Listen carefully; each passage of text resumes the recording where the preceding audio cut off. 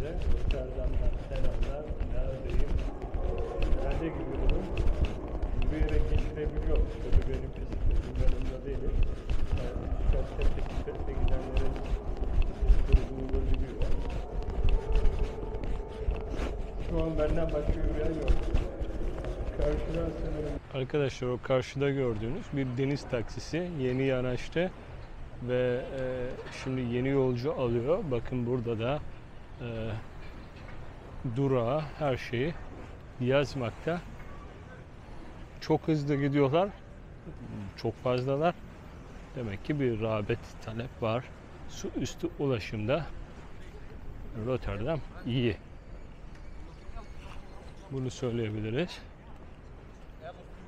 Şehri şöyle gün batmadan size göstermek niyetindeyim. Tabii bir liman kenti. Böyle turistik bir şey çok beklememek gerekiyor. Yine de güzel ve sevimli bir şehir. Düzenli. Karşısı gözükecek mi?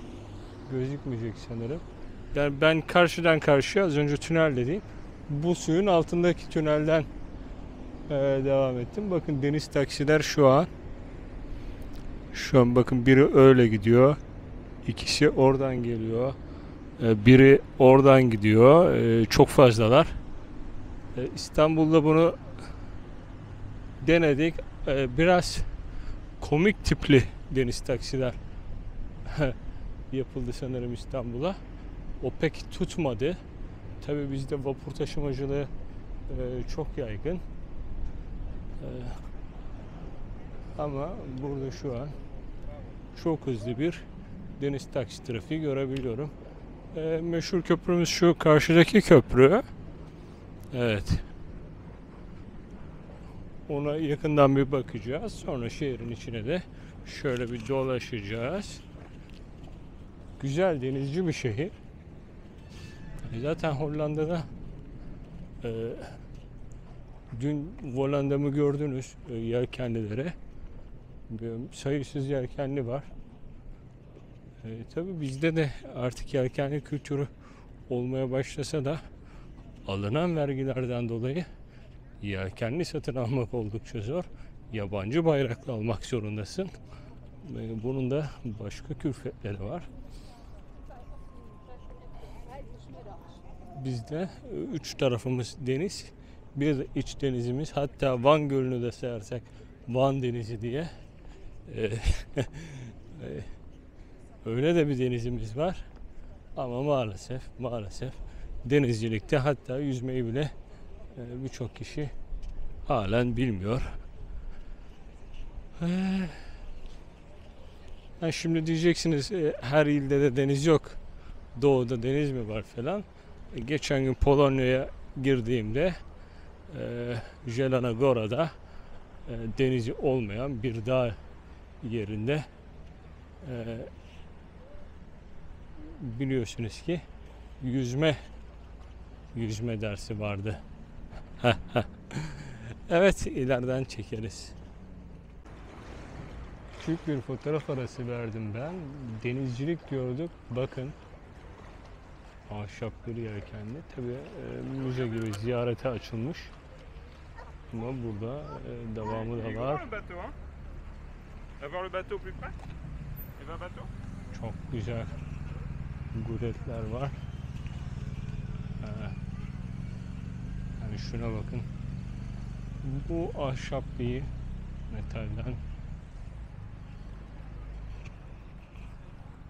Bu da çok güzel. Bu sanırım Kuzey Denizi için. Zaten Kuzey Denizi'ndeyiz. Bu onun için böyle bir malzemeden imal edilmiş. Çok güzel şeyler var.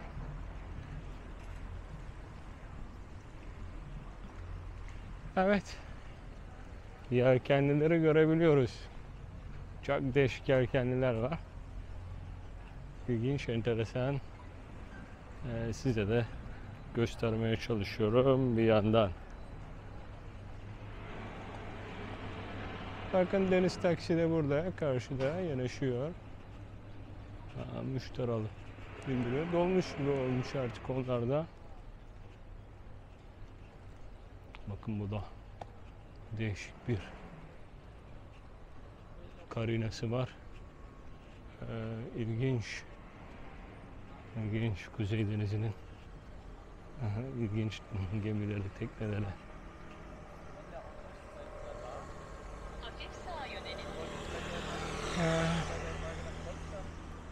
Şimdi köprüye gideceğiz dedik. Şehir merkezine yaklaştık.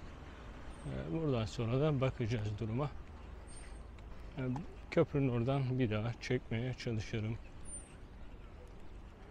İyi bir yerinden tutturamadık manzarayı ama şöyle etrafı göstereyim size. Rotterdam'da ünlü bir köprü, Erasmusbrug Köprüsü. Yaya ve bisiklet geçişine de açık. Gördüğünüz gibi zaten tüneller falan da var. James Cook, değişik gemi isimleri var. Bunlar feribot mu, bir toplu taşıma mı, gezi amaçlı mı onu bilmiyorum. Oraya masa, sandalye gibi şeyler koymuşlar. Sanırım yemek alıp burada yenmesi için. Tekneden görünmüyor. Şöyle kendimi de köprüyle birlikte alayım. Erasmusbrug'la birlikteyiz. Buradan şehir içine gidelim. Yavaş yavaş Rotterdam gezimizin sonuna geliyoruz. Tabi uğrayacağımız birkaç nokta daha var. Çekmediğim birkaç şey daha var. Ama güzel bir gezi oluyor benim için. Şöyle etrafta size biraz daha gezdireyim.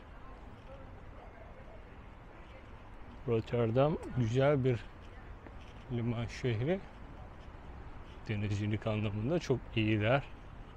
Görünen o. Zaten Amsterdam'da da kanallarda çok geziyorlardı. Burada biraz daha farklı. Bakın nerede neler var.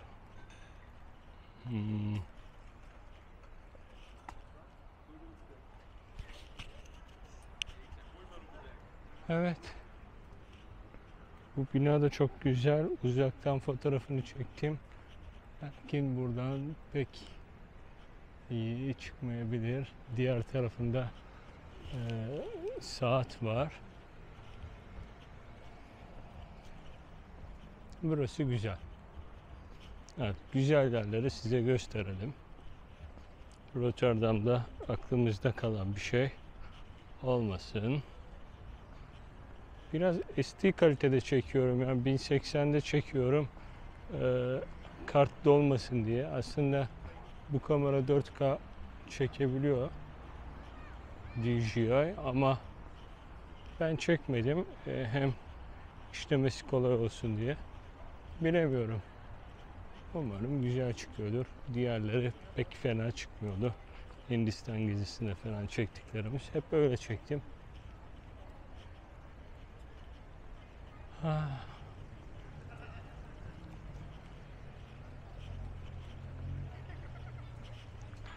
Bakalım.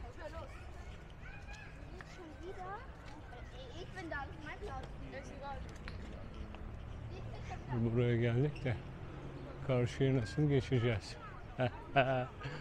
Karşıya köprü yok.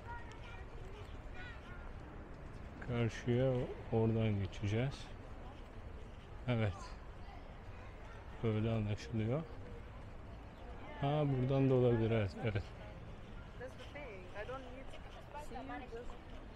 Buradan da varmış. Kalabalık. Rentable. 1 saati 50 euroymuş. Kiralık. Botların. Şunları göstermek için biraz da böyle kübik evler şeklinde, çatısı değişik mimari. Böyle bir liman bölgesinde güzel bir yer. Bakın onlar da çok güzel eğleniyorlar orada. Oldukça güzel.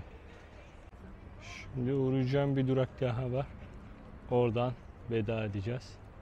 Şimdilik burası böyle güzeldi. Sonraki duraktan da hoşçakalın diyelim. Eğer diyemezsek buradan hoşçakalın olsun ama bir durak daha yapacağım.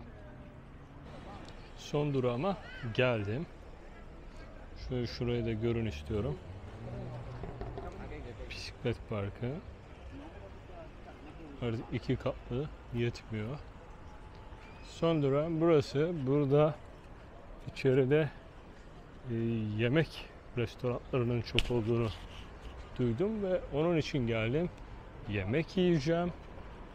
Dediğim gibi Rotterdam hakkında çok şey söylenebilir.